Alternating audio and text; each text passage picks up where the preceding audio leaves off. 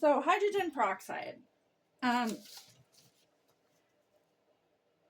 a few years ago, I found this article on educateyourself.com. And ever since then, I've been using hydrogen peroxide for mouthwash. Sometimes I use it, I put it on a cloth and I put it on my skin and basically clean my skin down for, germs and things like that, and to balance the pH of my skin and stuff. And really, oxygen is a miracle element. And this article here talks about the benefits of hydrogen peroxide because it has the extra atom of oxygen attached to it, is why it's so beneficial. And then some articles here, one by Dr. William Campbell Douglas called Oxygen Peroxide Medical Miracle. And then there's some other articles down here on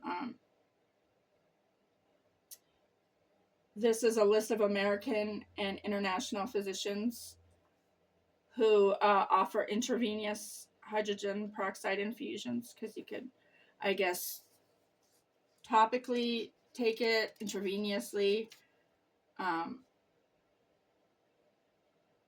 or by injection even.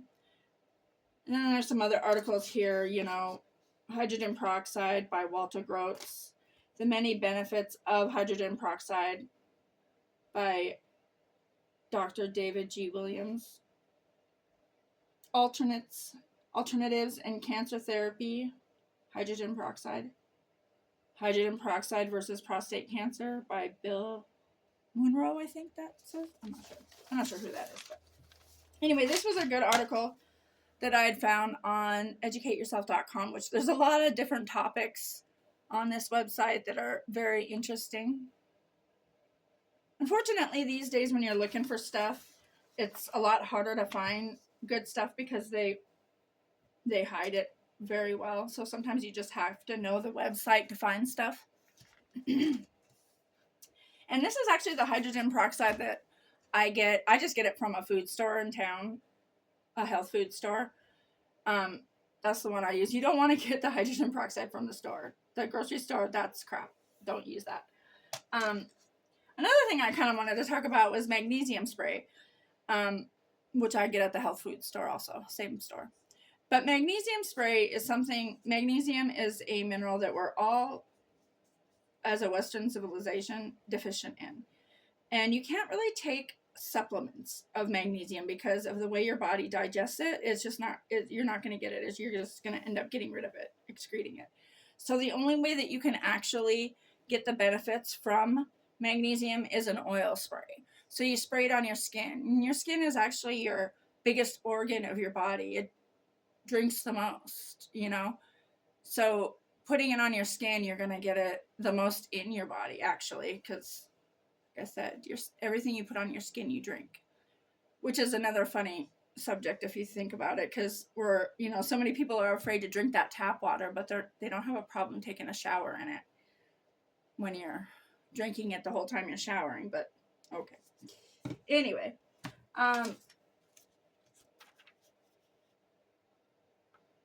now the body's pH level should be anywhere from like 7.35 to 7.45.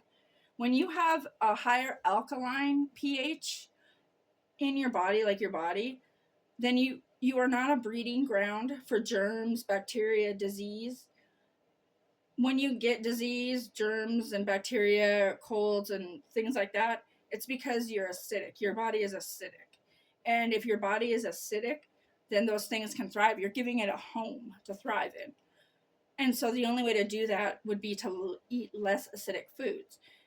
And unfortunately, the majority of the stuff that we get at the grocery store is acidic and or not good for us. So you really kind of have to look up. I would suggest just looking up what types of foods are high in alkaline foods, because there's not really very many per se. And they're all like natural foods too, usually too. Another easy way to help your pH is maybe to drink baking soda water. And also I get my baking soda from the health food store too, because the baking soda at the store is crap. It's not the same. It's only like what, 1/10 of the purity of this stuff. Same with the hydrogen peroxide. The stuff at the store, the regular store, is crap. Put a teaspoon of baking soda in water, drink it. That'll help bring your pH level up. I do that often. I actually take baking soda and in a little container I have, and I mix it with water, and I use that actually for my toothpaste instead of using fluoride toothpaste. Not good for you. And another tip, actually, if you've got a hangover, the kind that's stomach hangover, not like a head hangover, you can actually take a teaspoon of baking soda and put it in a glass of Coca-Cola, like Pepsi, Coke, either one, because the Coke is very acidic and the baking soda is very alkaline, and when you put them together, they even each other out, they balance each other, and so when you put that in your stomach, it balances your stomach out. And I've actually done it before, and it works. It's actually, it tastes weird, it tastes funky, and it fizzes. It's not a very good tasting thing, but it works. I also wanted to talk about something that people don't realize is, well, most of the stuff that we eat is crap. Is crap for us. Everything that we eat pretty much causes cancer. Even something as simple as cooking your food. The act of cooking itself, like let's say I take a piece of bread and I put it in the toaster and I toast it. Now that piece of toast has what is called on it acrylamide. It's the brown stuff that is cooked. That is carcinogenic, and that causes cancer. So just the simple act of cooking food causes cancer. Something to think about. Another thing to think about is when it comes to vegetables and fruits and veggies and stuff like that, I just recently learned that you're not supposed to eat them together. Like, you're not supposed to, like, in a sitting, like if you're at dinner, you're not supposed to have, like, if you have strawberries, you're actually not supposed to have anything but strawberries. You're not supposed to mix that in your stomach with anything else. Watermelon, only watermelon.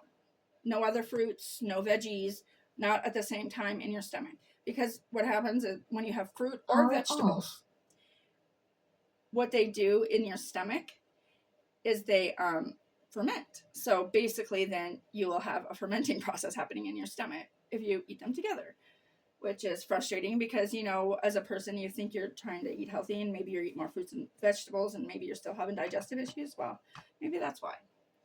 Because you really have to separate them. And even down to the fact that all of our fruits and vegetables these days, the seeds are all GMO. You can't even purchase seeds that are not GMO. And what GMO means is they're genetically modified. They modify the seeds to grow resistant to bugs, to grow longer, to grow bigger. But these things that they're changing in the DNA of our fruits and vegetables, it's not like they've done any studies as to what that can do to our body down the line. It's not like they know what changing the DNA of our fruits and vegetables does to us health-wise. They don't. There's no way to research that. So that right there is messed up.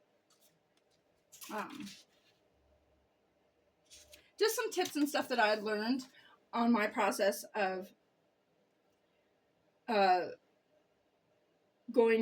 to find healthy things to eat, well, or whatnot. I actually started having really bad digestive issues like in 2012. So that's when I started really looking into digestive stuff and what's in our food. And of course I was quite shocked. Like, you think that, oh, everything's safe, da da da. No, there's nothing safe out there, really. You just have to watch for yourself. And if you ever want to, like, find information on any topic that you're researching and you want to find really good information, my suggestion is to put PDF at the end of whatever you're searching, like you're searching whatever you're searching, PDF at the end, because that'll get you all the PDF files on that topic, which sometimes are from universities, studies that they've done and stuff. You get a lot better information if you do it like that.